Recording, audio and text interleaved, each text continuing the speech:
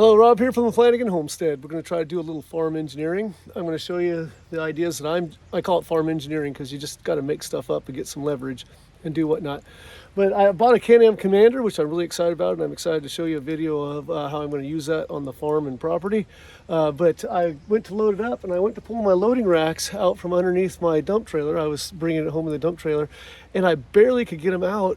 And I thought, why is my trailer bent? But it turns out that my loading rack or my loading ramp was bent, and somehow it got bent when it was inside underneath the trailer. If you have any idea how that happened, can a heavy load being dropped on top hit hard enough to bend that?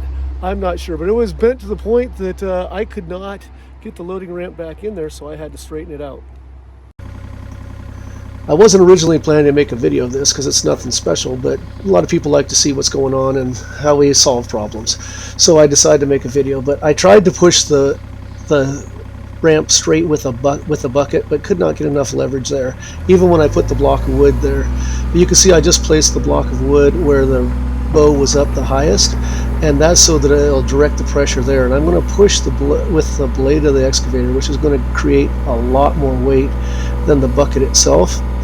And now you're going to see me start bouncing the bucket. Any of you know that you're holding something and it's flailing around, bouncing up and down, that there's times of more pressure and less pressure. And it did not straighten out until I started swinging the bucket, and then it definitely straightened out.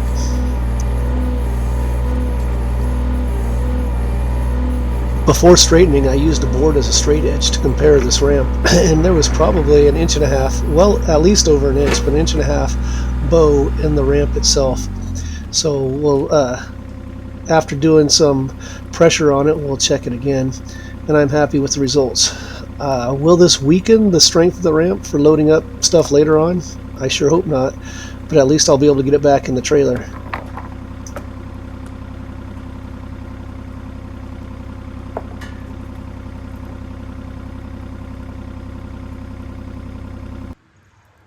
So upon completion, this is what it looks like. The board running pretty smoothly against my ramp. When I first did this, there was about a 1 inch gap right here. Okay, I think I got it straight enough that I can get it back in there. It's still pretty heavy, so it's not an easy thing for me, but it should slide back in there without getting stuck, which I was not able to do this before I straightened it out.